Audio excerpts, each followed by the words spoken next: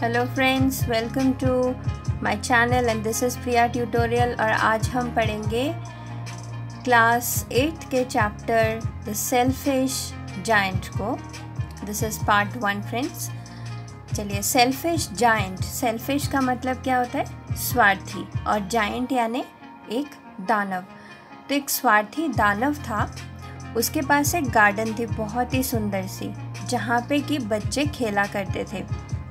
अब सडनली क्या हुआ, जो जायंट था उन्होंने जब देखा कि बच्चों को खेलते हुए अपने गार्डन में, तब उनका क्या रिएक्शन रहा, यही हम आगे चल के इस चैप्टर में पढ़ेंगे। चलिए शुरू करते हैं।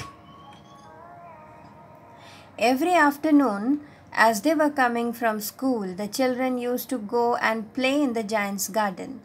तो हर आफ्टरनून जब स्कूल की छुट्टी हो जाती है तो सभी बच्चे आकर उस जायंट के गार्डन में खेला करते थे। It was a large lovely garden with soft green grass. और उनका गार्डन कैसा था? बहुत ही सुंदर, जहाँ पे कि बहुत ही हरे भरे घास रहते थे।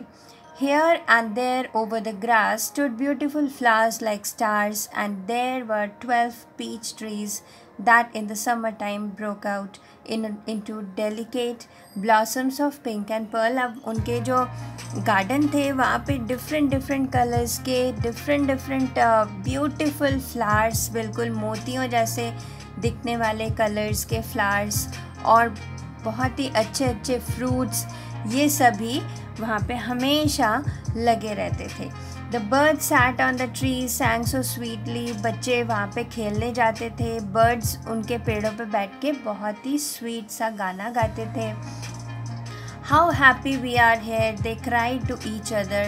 अब सभी बच्चे खेलते थे और एक दूसरे से कहते थे कि हम लोग यहाँ पे कितने हैप्पी हैं, कितने खुश हैं। One day the giant came back. एक दिन क्या हुआ, जो जायंट है वो एक्चुअली अपने फ्रेंड से मिलने गया होता है। तो काफ़ी सालों के बाद क्या है, जो जायंट है वो वापस आता है अपने घर में।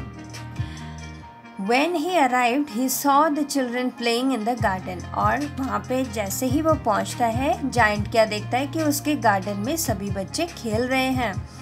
What are you doing here? He cried in a gruff voice and the children ran away। अब वो बहुत ही भारी भरकम एक आवाज़ में बोलते हैं कि तुम सब यहाँ पे क्या कर रहे हो, और डर के मारे सभी बच्चे वहाँ से भाग जाते हैं। My own garden is my own garden, said the giant। Giant क्या कहता है कि ये मेरा खुद का गार्डन है। Anyone can understand that and I will allow nobody to play in it but myself। और मेरे अलावा इस गार्डन में कोई और नहीं आ सकता है। So he built a high wall all around it and put up a notice board। तो उसने क्या किया, अपने गार्डन के चारों तरफ ऊंची दीवारें खड़ी कर दी और वहाँ पे एक बोर्ड लगा दिया जिस पे लिख दिया कि ट्रेसपासर्स विल बी प्रोसिक्यूटेड। यानी कि बिना परमिशन के, बिना आज्ञा के अगर कोई इस गार्डन में प्रवेश करेगा तो उसके खिलाफ स्ट्रिक्ट एक्शन लिया जाएगा, यानी कि उसको सज़ा दी जाएगी। He was a very selfish giant। Actually वो जायंट कैसा था? बहुत ही स्वार्थी। The poor children had now nowhere to play। They tried to play on the road but the road was very dusty and full of hard stones। अब बच्चे जो थे वो गार्डन में नहीं जा सकते थे क्योंकि जायंट ने मना कर दिया। अब वो कहाँ खेलेंगे? वो बहुत ही परेशान थे बच्चे। रोड में खेलेंगे तो डस्ट और गंदगी, वहाँ पे गाड़ियाँ हैं, वहाँ पे रश है, स्टोन्स है, तो गिर जाएंगे, चोट लग जाएगी। इस वजह से वो बहुत ही ज़्यादा दुखी थे। They used to wander around the high walls when their lessons were over। और जब वो स्कूल से वापस आ रहे थे तो वो सिर्फ उस गार्डन के बड़ी ऊंची दीवारों को फॉलो करते हुए जा रहे थे और आपस में ये कह रहे थे कि how happy we were there, they say to each other. और आपस में ये कह रहे थे कि हम लोग इस गार्डन में कितने खुश रहा करते थे। Then the spring came and all over the country there were little blossoms and little birds। फिर क्या हुआ, स्प्रिंग का टाइम आया और उस टाइम पूरे शहर में क्या था, सिर्फ ब्लॉसम्स यानी थोड़े बहुत फ्लावर्स खिले हुए थे, छोटे बर्ड्स वहाँ पे थे। Only in the garden of the selfish giant it was still winter. लेकिन सिर्फ सेल्फिश जायंट के गार्डन में सिर्फ विंटर छाई हुई थी। विंटर यानी ठंड का टाइम जैसे चल रहा हो। The birds did not care to sing in it.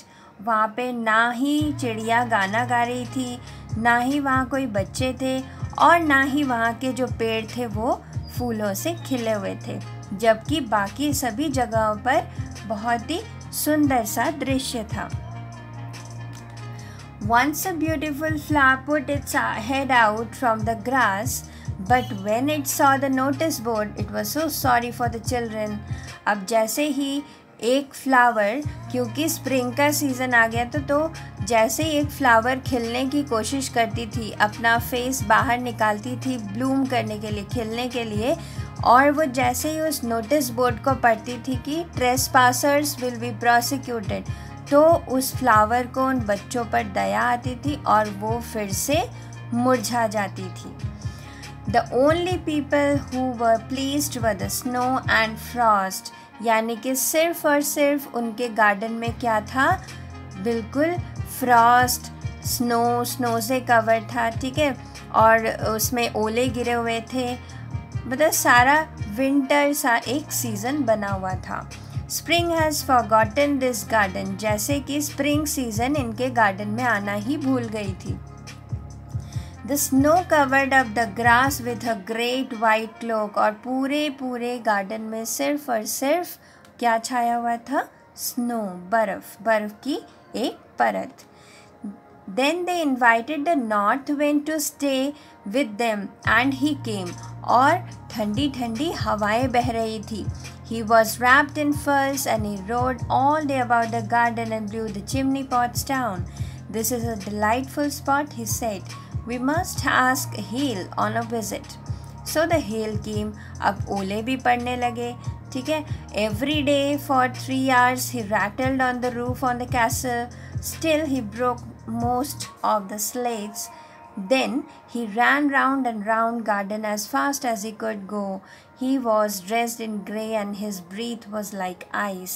और जब भी वो जाइंट फॉलो करता था अपने कैसल यानी अपने उस पैलेस के अंदर से कि वहाँ पे गार्डन का क्या सीन है, लेकिन उसको सिर्फ और सिर्फ क्या नज़र आती थी, स्नो कवर्ड, जबकि बाकी सारे जगह बहुत ही सुंदर से थे।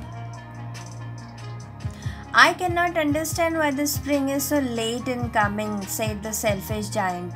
तो selfish giant ये सोचने लगे कि स्प्रिंग अभी तक क्यों नहीं आ रहा है मेरे गार्डन में, ठीक है।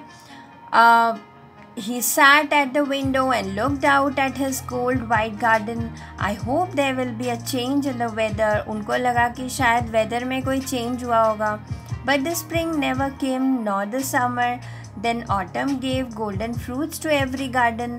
और फिर ऑटम सीज़न में फिर नए नए फ्रूट्स आने लगते हैं, गार्डनों में नए फ्लावर्स खिलने लगते हैं, ठीक है, पतझड़ होती है।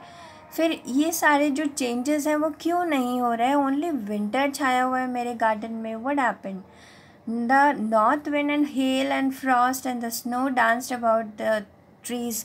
सिर्फ और सिर्फ ये ओले और ये धुंध और ये स्नो, यही सब छाया हुआ है यहाँ पे। तो जो जायंट है वो सोचता है। One morning the giant was lying awake in bed when he heard some lovely music. तो एक दिन क्या हुआ, सुबह जायंट जो था वो बेड से उठे तो उनको एक बहुत ही स्वीट सी म्यूज़िक सुनने को मिल रही थी। It sounded so sweet to his ears that he thought it must be the king's musician passing by. तो उनको लगा कि शायद यहाँ से राजा के जो म्यूजिशियंस होते हैं वो जा रहे होंगे, वही इतना सॉफ्ट और मेलोडियस म्यूज़िक प्ले कर रहे हैं। It was really only a little linnet singing outside his window, but it was so long since he had heard a bird singing in his garden. अब क्या था, जैसे उन्होंने देखा बाहर तो उन्होंने क्या नोटिस किया कि लिनेट बर्ड, मतलब बहुत ही एक छोटे से बहुत टाइनी बर्ड होती है लिटिल, जो कि बहुत स्वीट गाना गाती है। तो उनको ऐसा फील हुआ जैसे मैंने कितने बरसों बाद इस बर्ड के सिंगिंग को सुना, जो कि मेरे गार्डन पे बैठ के गा रही है। Then the hail stopped. dancing over his head. North wind ceased roaring and delicious perfume came to him through the open casement.